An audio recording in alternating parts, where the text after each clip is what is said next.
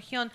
Vamos a recibir al ministro de Trabajo, Alfonso Adriancén, está con nosotros esta mañana. Él ha realizado un proceso de supervisión en Cieneguilla, en la capital del país.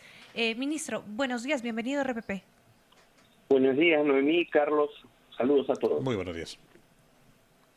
Muchas gracias, ministro. En principio, quisiéramos consultarle sobre lo que ha podido encontrar en Cieneguilla. Entendemos que usted ha recorrido esta zona. ¿Cuál es el balance que puede hacer después de esta supervisión?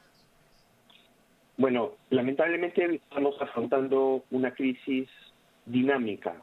Es decir, nuestras evaluaciones durante los días van avanzando en la medida que la naturaleza también lo hace.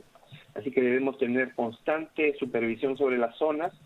Estamos teniendo una comunicación con las autoridades locales, que son quienes conducen las acciones de defensa civil en cada uno de los distritos.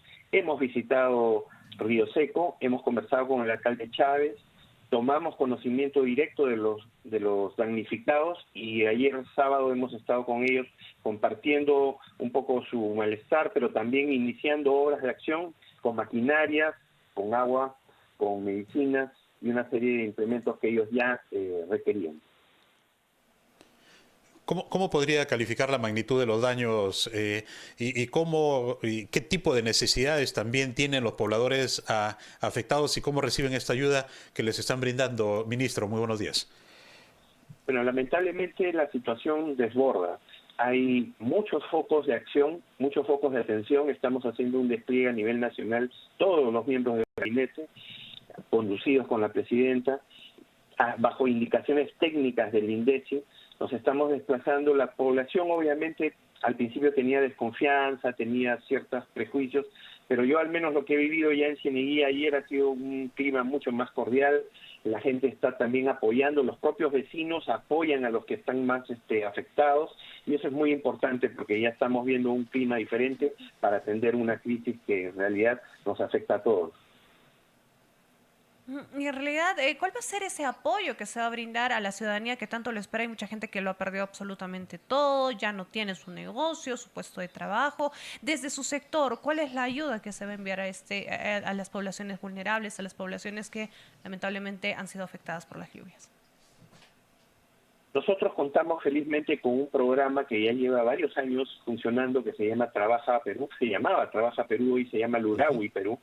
En él ya se tenía proyectado 140.000 empleos temporales para todo el año.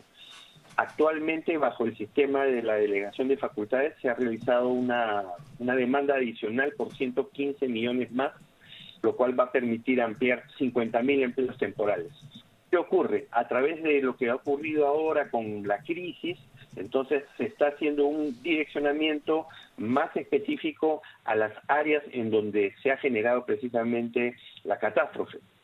Coordinadamente con los alcaldes, ellos nos hacen los requerimientos y estamos calculando que estaríamos cubriendo 111 distritos para 20 regiones del país. Y ahí tendríamos solamente ahí para atender zonas afectadas 9.000 empleos temporales, que ya algunos alcaldes ya han tenido la acción inmediata de requerirlo. Esto entonces implica que se va a dar más trabajo temporal a las personas que precisamente viven en las regiones más afectadas por las lluvias y los huaicos. Sí, porque la mayoría de los afectados son gente informal, es gente que no tiene empleador, y su trabajo es salir a la calle, vender algo, retornar o ser obreros, pero les es difícil salir de sus casas actualmente por cuestiones que tienen que atender a su familia y tienen que atender a la reconstrucción de sus propios hogares. Entonces lo que estamos haciendo es coordinadamente con los alcaldes, se les está asignando fondos de transferencia para el empleo temporal de los propios vecinos. Esos propios vecinos lo que tienen que hacer es, a través de la organización distrital, se van a dedicar a obras menores que van a permitir también recuperar la normalidad en estas zonas que han sido afectadas. ¿Y cómo se va a hacer la contrata, ministro? Porque en realidad hay que poner las cosas claras, ¿no? Van a poder participar o ser parte de este programa integrantes de una misma familia. ¿Cómo es que se va a hacer la evaluación? ¿Cuál sería el perfil de la persona que va a laborar de forma temporal? Para este caso específico que estamos hablando, que es la atención de zonas en desastre, la condición sine qua non es tener una familia o ser parte de una familia que ha sido afectada. ¿Quiénes conocen esto? Evidentemente esta información de primerísima mano la tienen los propios alcaldes. De acuerdo a ello, entonces se hacen estimaciones para afrontar cómo cada familia debe participar de una manera u otra con un empleo temporal y ser supervisados también por el programa Lurawi Perú, porque no se trata solamente de transferir y deshacernos del problema. Hay que estar también atendiendo, y yo mismo personalmente voy a asistir cuando ya inicien obras, por ejemplo, en el mismo Río Seco. ¿Cuánto tiempo dura, ministro, este trabajo temporal y cuánto ganan las personas que acceden a este beneficio de Lurawi Perú?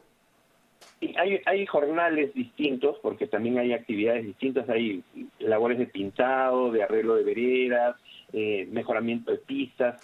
Es todas estas acciones que tienen que ver con el mejoramiento de un área que ha sido devastada. Evidentemente saben que hay una parte que tiene maquinarias, que ya requiere un personal mucho más especializado, pero en la parte central de obreros se contrata a personas bajo un nivel de jornal, aproximadamente son 50, 45 soles que se están destinando a las personas por la jornada, pero también se está buscando beneficiarlos en torno a la difícil situación que se está viviendo. Dentro de ello, las actividades tienen un periodo de 1, 2 o 3 meses, dependiendo de la magnitud del pedido que hacen los alcaldes. Ministro, permítame cambiar de tema porque en realidad ya se han cumplido 100 días del periodo de gobierno de la presidenta Dina Boluarte. ¿Qué experiencias sacamos teniendo en cuenta que ha estado marcada por una crisis política, crisis social, emergencias incluso? En estos 100 días, ¿qué es lo que se ha aprendido y qué es lo que se debería mejorar? Desde el inicio de la gestión ha habido una crisis política, eso es evidente, lo hemos vivido en calles, en carreteras. Ha habido quizás una incomprensión sobre la magnitud de lo que debía hacerse.